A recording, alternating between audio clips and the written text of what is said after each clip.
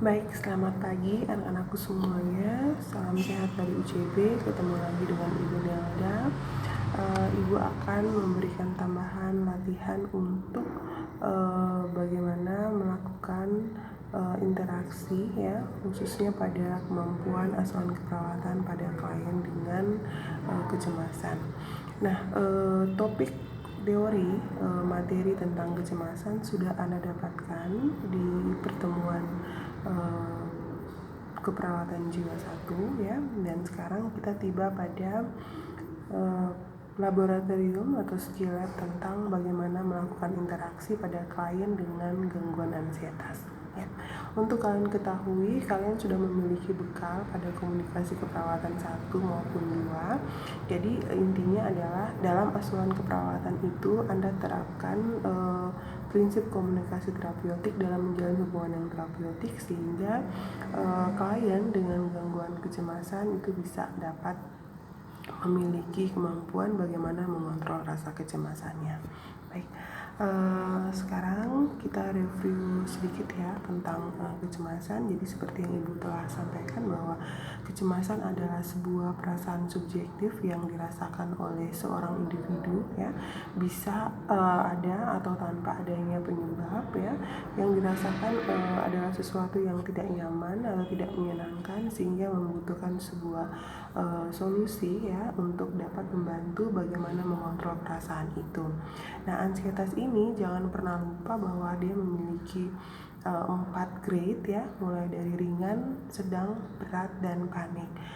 Untuk ansietas ringan sampai dengan sedang sepertinya belum membutuhkan anti ansietas ya, sedangkan untuk ansietas yang berat maupun panik biasanya langsung merujuk berkolaborasi pada pemberian anti ansietas. Nah, bagaimana kita mengenalinya itu, Anda tidak boleh lupa slide yang menjelaskan tingkatan-tingkatan ansietas berdasarkan tanda gejalanya ya. Seperti yang sudah Anda pelajari, di situ ada ansietas ringan ya. Di situ dia berhubungan, biasanya kecemasan ini berhubungan dengan aktivitas kita sehari-hari ya, atau berhubungan dengan hal-hal yang terjadi dalam kehidupan kita sehari-hari ya.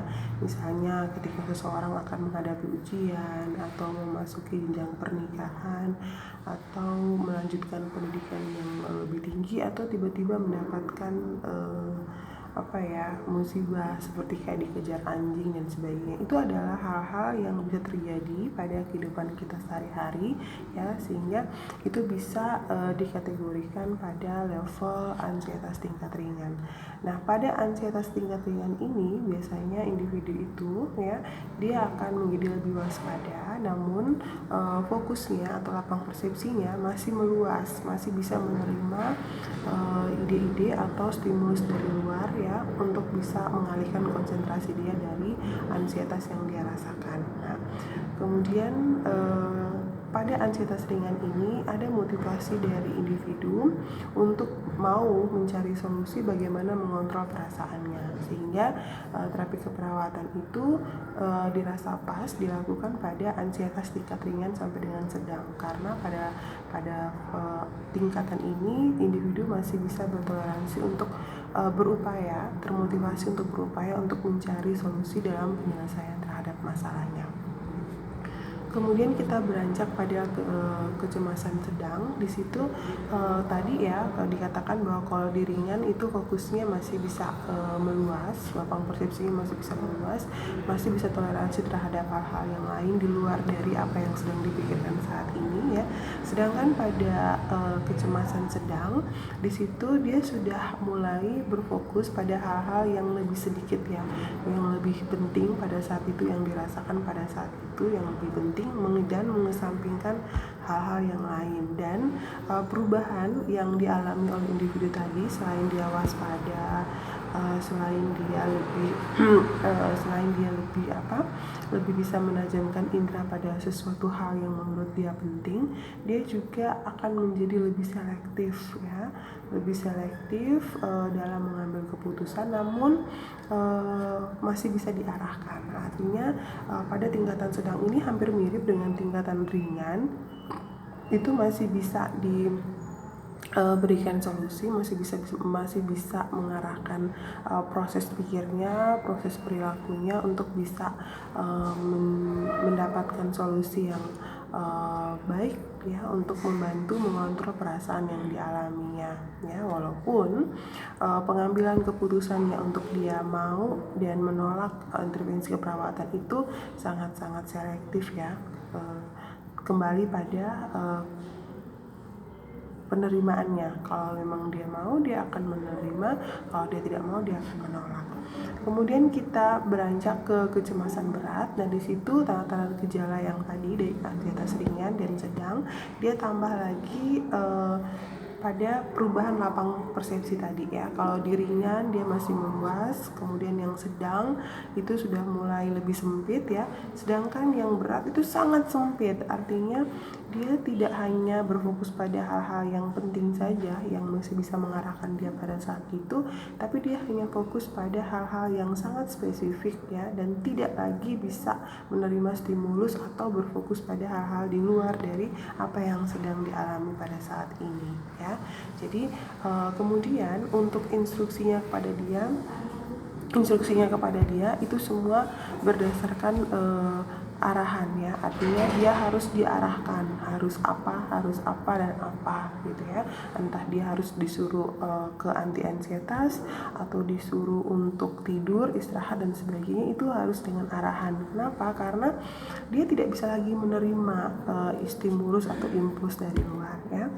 Kemudian yang panik ya, ini adalah salah satu kegawat daruratan psikiatri ya, dianggap sebagai salah satu kegawat daruratan psikiatri, karena tanda gejala yang dimunculkan itu tidak hanya meliputi ansietas ringan, sedang dan berat, tapi dia sudah sampai pada kehilangan kontrol diri ya, kehilangan kontrol terhadap diri sendiri untuk mengekspresikan perasaan atau mengekspresikan perilaku yang dia tunjukkan ketika dia sedang dalam keadaan yang sangat cemas ya.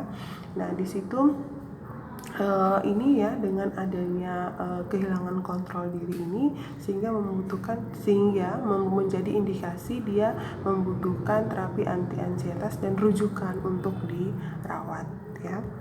Oke, baik. Jadi adik-adikku semua, Anda akan melakukan komunikasi terapeutik ya dalam asuhan keperawatan jiwa klien dengan ansietas ya. Nah, di situ tahap-tahapannya hampir sama dengan komunikasi terapeutik, dimulai dari tahap prainteraksi, kemudian tahap interaksi, tahap kerja dan tahap terminasi. Yang pertama adalah tahap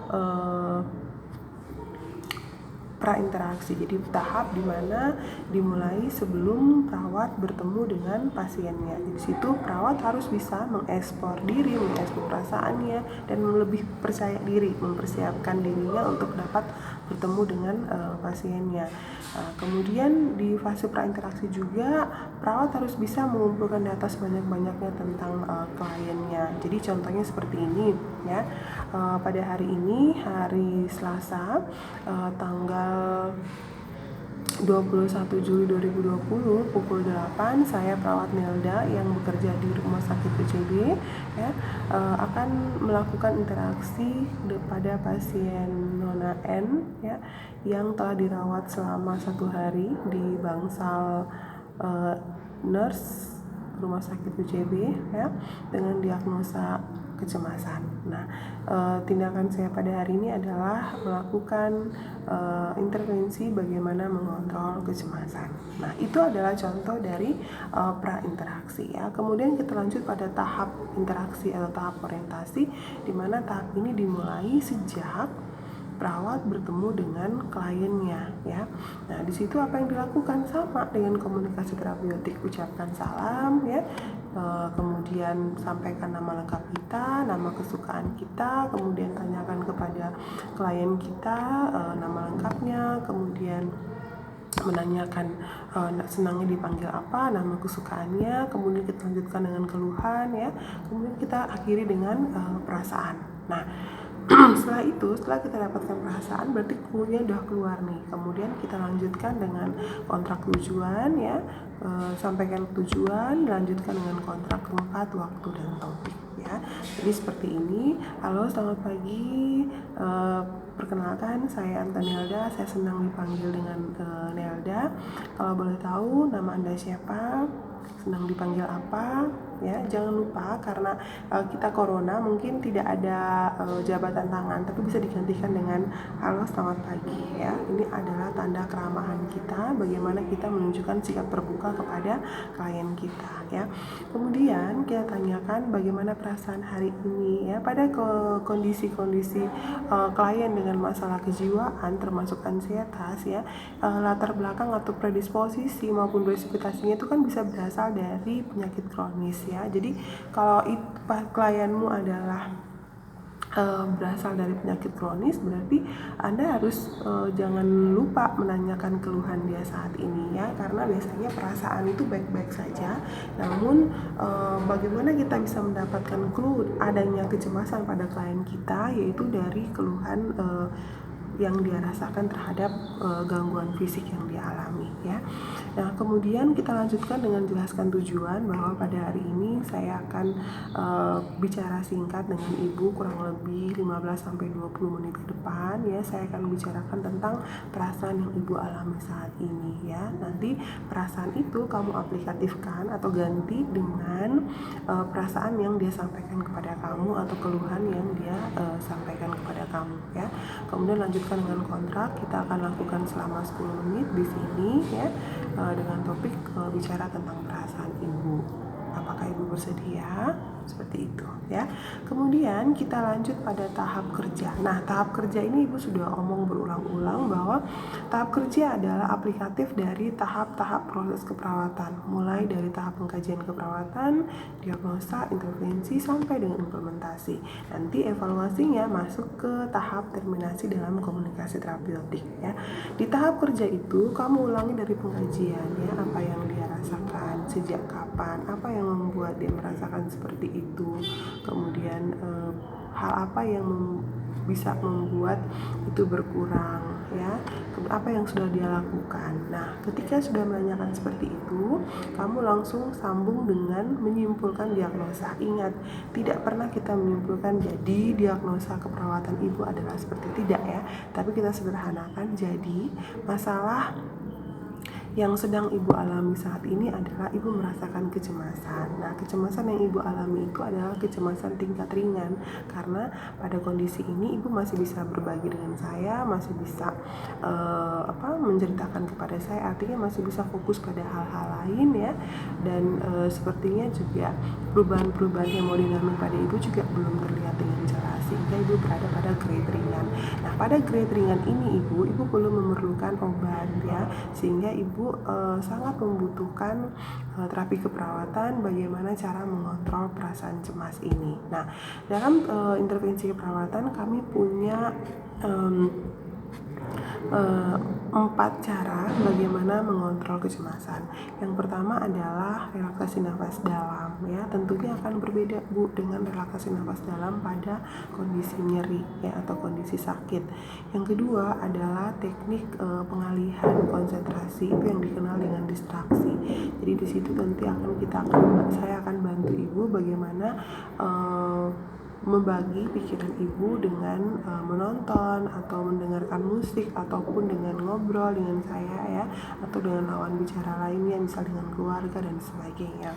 Yang ketiga itu dengan cara teknik 5 jari. Jadi di situ saya akan membantu Ibu bagaimana memusatkan perhatian Ibu ya pada hal-hal yang akan kita bayangkan tadi ya. Akan kita bayangkan, nanti akan saya tuntun Ibu ya. Kemudian ada teknik imajinasi terbimbing. Nah, di situ akan saya modifikasi dengan memijat tangan Ibu ya, ataupun dengan memberikan oil ke bagian kulit Ibu sehingga lebih rileks dan lebih nyaman ya. Nah, itu adalah 4 cara Bu sebelum Ibu minum obat ya. Kalau sudah bisa teratasi dengan 4 cara tadi, ibu tidak perlu merujuk pada dokter jiwa untuk mendapat obat anti ansietas ya.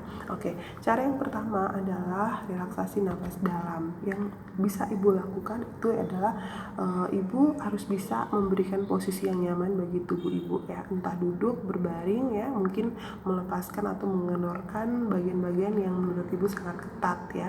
Nah, kemudian ibu tarik nafas lewat hidung, kemudian tahan beberapa menit ya.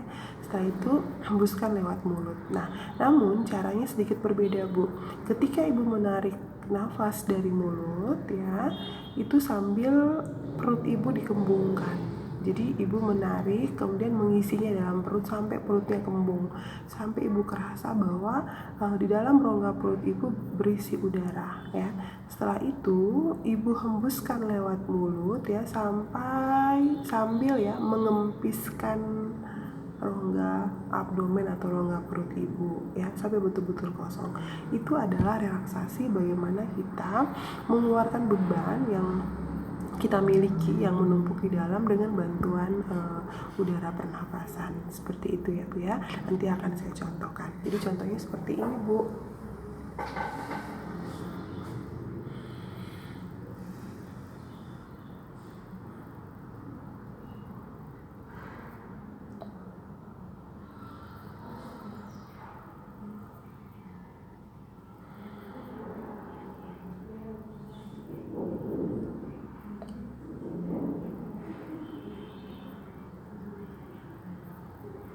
Ya, sampai 4 kali ya Bu ya. Jadi pada saat ibu menarik nafas ya, perut ibu sambil kembungkan, kemudian ketika ibu membuang nafas atau menghembuskan nafas, perut ibu pun sambil dikempiskan.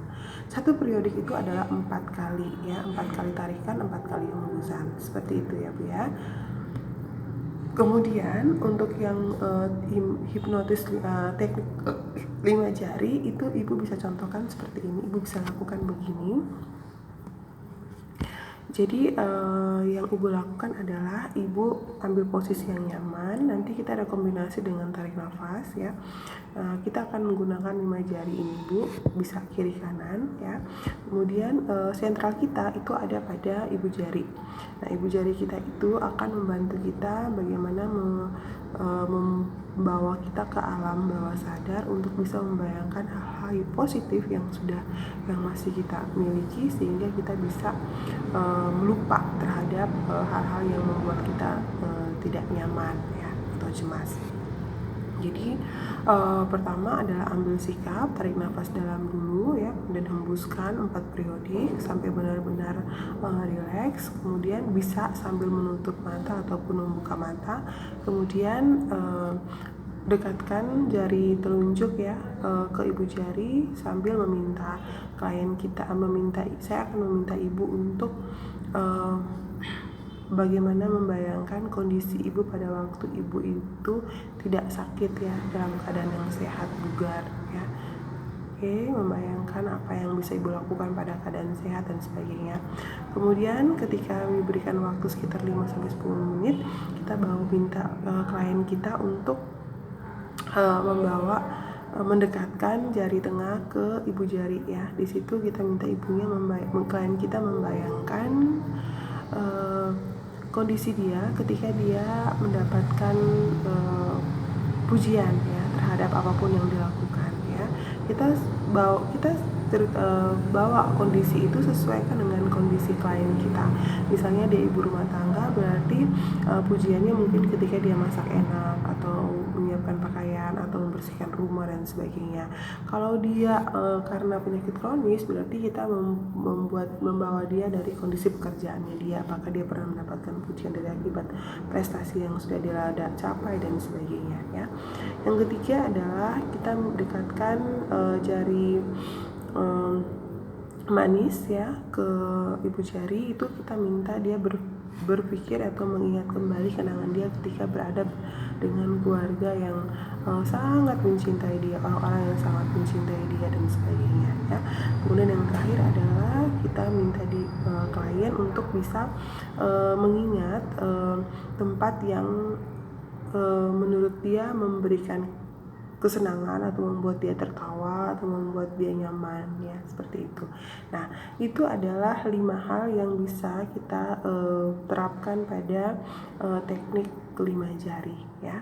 Nah, pada tahap kerja di situ Anda menjelaskan intervensi keperawatan, Anda sebutkan dulu ya 1 sampai 4, kemudian Anda minta dia memilih mana yang mau Anda lakukan untuk dia, kemudian Anda contohkan, Anda jelaskan lagi caranya bagaimana, terus contohkan dan minta dia redemonstrasi. Jangan lupa reinforcement atau pujian terhadap setiap bentuk pencapaian yang dilakukan walaupun masih dengan kemampuan yang minimal ya. Kemudian lanjut pada tahap terminasi. Di situ kamu jangan lupa ada evaluasi subjektif, bagaimana perasaan dia terhadap latihan yang sudah kau berikan, bukan terhadap perasaan cemas yang dia alami ya. Yang kedua, evaluasi objektif, berarti kamu harus bisa membantu dia untuk mengulang kembali latihan yang sudah kamu ajarkan. Yang ketiga adalah harapan ya, harapan terhadap latihan yang sudah diajarkan, bagaimana komitmen dia untuk latihan satu hari berapa kali, di jam berapa saja ya. Kemudian yang terakhir adalah kontrak waktu selanjutnya, mungkin dengan melanjutkan intervensi yang lain atau dan sebagainya. Oke. Adik-adikku semua atau anak-anakku semua, kalian akan latihan sendiri, boleh berpasangan, tetapi pada saat action saya adalah pasien Anda ya. Jadi langsung terapkan pada saya ya, seperti apa. Jadi kamu tidak usah khawatir ya, lakukan saja, saya akan menilai prosesnya. Yang penting proses komunikasi terapeutik, penerapan prinsip-prinsip komunikasi terapeutik dari bahasa verbal maupun non verbal itu tercermin dalam proses itu ya. Saya tidak melihat adanya kesuksesan ketika pasiennya bisa melakukan sesuai dengan apa yang diinginkan oleh perawatnya, tetapi bagaimana perawat itu peka ya dengan sinkronisasi antara verbal dengan non verbalnya ketika dia melakukan interaksi bersama pasiennya. Oke, baik ya. Saya rasa seperti itu saja. Mungkin Anda bisa merefresh kembali, kemudian belajar dulu, latihan dulu ya. Besok kita akan mulai dengan ujian. Nah, ujian untuk jiwa ini satu kelas 5 orang ya, dari absen 1 sampai dengan absen 5. Oke, semangat, selamat pagi, salam sehat.